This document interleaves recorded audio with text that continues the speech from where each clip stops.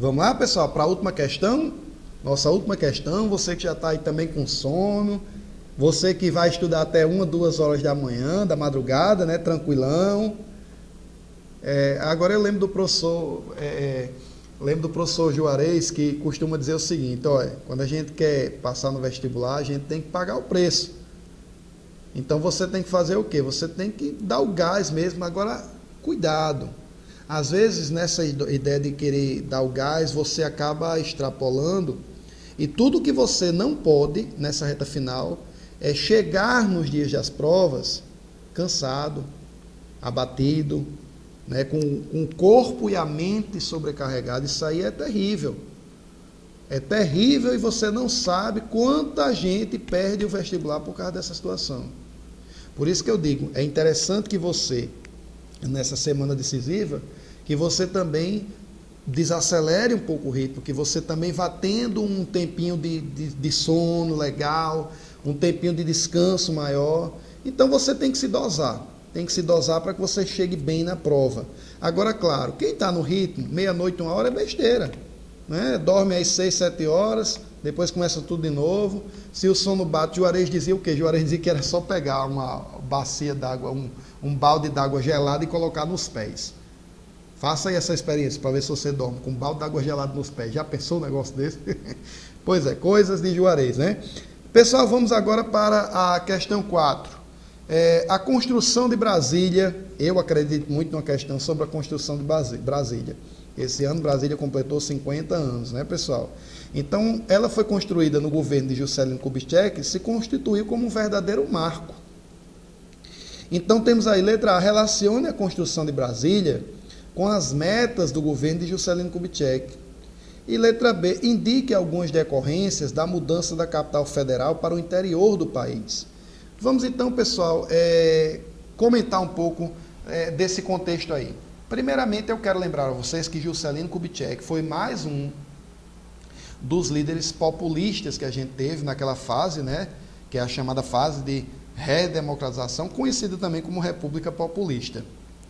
Juscelino Kubitschek, ele vai ter um discurso muito eloquente e ele vai conseguir um apoio muito grande na região central do Brasil, também porque ele vai se propor, né, se comprometer, a construir a capital federal em meio ao Planalto Central.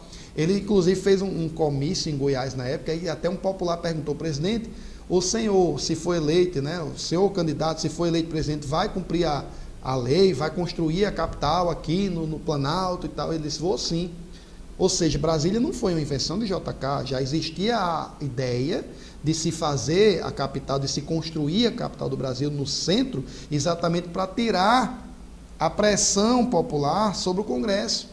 Então, de uma certa maneira, seria interessante tirar a capital do Rio de Janeiro para que os políticos pudessem, digamos assim, se sentir mais à vontade, né, para tomar suas decisões sem sofrer aquela pressão popular. E aí o que é que a gente tem que entender? Juscelino Kubitschek, ele vai ter como grande lema a ideia do desenvolvimentismo.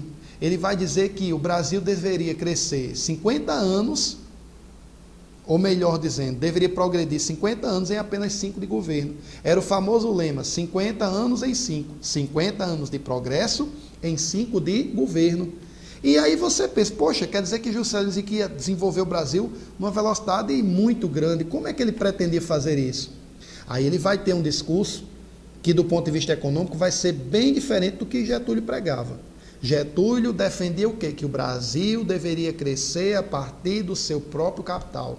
Getúlio era nacionalista, empresas de capital nacional. E Juscelino diz o quê? Juscelino pensa: não há como o Brasil se desenvolver rapidamente sem ter a entrada do capital externo. Se o Brasil fosse desenvolver apenas com o seu próprio capital, isso vai demorar muito, muito, muito tempo. Então, Juscelino vai propor a abertura do Brasil para a entrada de grandes empresas multinacionais. Sobretudo, a gente vai lembrar, né, a questão das montadoras de automóvel, e aí ele vai trazer essas montadoras para cá, compromete-se de uma certa forma com elas também a construir uma rede de estradas, Afinal de contas, ninguém ia querer comprar carro se não tinha para onde ir com carro, porque não tinha estradas. E aí nisso há também até uma certa crítica, porque a gente sabe que o transporte rodoviário ele é caro, se comparado ao ferroviário, se comparado ao fluvial. A gente sabe que o Brasil hoje tem um dos fretes, né, que é um ponto de entrave, né, uma barreira ao nosso desenvolvimento também. A gente sabe, inclusive, que um tema que pode cair na prova é a questão da infraestrutura. Se reclama muito da infraestrutura no Brasil atualmente. Mas Juscelino ele vai ter essa noção de desenvolver o transporte rodoviário, vai trazer as montadoras de automóveis, vai também trazer laboratórios, laboratórios farmacêuticos, e Juscelino também vai construir Brasília, que vai ser um grande marco, porque Brasília, a ideia seria o quê? O grande ícone do desenvolvimento, e aquilo ali ficaria marcado, como ficou marcado na memória, né, do povo. Quando se fala em Juscelino, automaticamente se pensa em Brasília. Uma cidade que foi planejada para se ter já uma população de 2 milhões de habitantes, uma cidade do futuro, uma cidade que foi projetada por Oscar Niemeyer e Lúcio Costa, né? Uma cidade, inclusive, que na época que foi construída, né, várias pessoas de diferentes regiões do Brasil, inclusive do Nordeste, muita gente do Nordeste, foi para lá, para trabalhar na construção de Brasília. Eram chamados, inclusive, de candangos os trabalhadores. Foram construídas algumas cidades satélites, né, no entorno, ao redor de Brasília, e essas pessoas viviam nessa região e deveriam voltar, depois da construção de Brasília, para suas cidades, né, para suas terras natais. Só que essas pessoas acabaram muitas ficando por lá. Então, Brasília é uma cidade muito moderna, mas que em volta dela você vai encontrar realmente muita dificuldade, né, regiões realmente muito até pobres, né, como Gama, Ceilândia, Sobradinho, Taguatinga. Mas, enfim, Brasília representava a modernidade, a ideia do grande crescimento do governo de Juscelino Kubitschek. Agora, claro, um crescimento que vai ser também seguido de aumento da dívida externa, consequentemente, aumento da dependência econômica do Brasil com relação aos credores internacionais. E aí vamos para a nossa questão, e aí, claro, você quer, mais uma vez, que a gente também coloque a grade, né? Então, relacionar a construção de Brasília com as metas do governo de Juscelino. E depois, indicar algumas decorrências da mudança da capital federal para o interior do país. Então, vamos lá. A construção de Brasília fazia parte de quê, pessoal? Do plano de metas, que era o Programa Desenvolvimentista de JK, que previa a modernização do Brasil sob o lema 50 anos em 5, simbolizando a modernidade de seu governo e a integração nacional. Vamos lá, pessoal? Terminaram de anotar? Vamos para a letra B, né?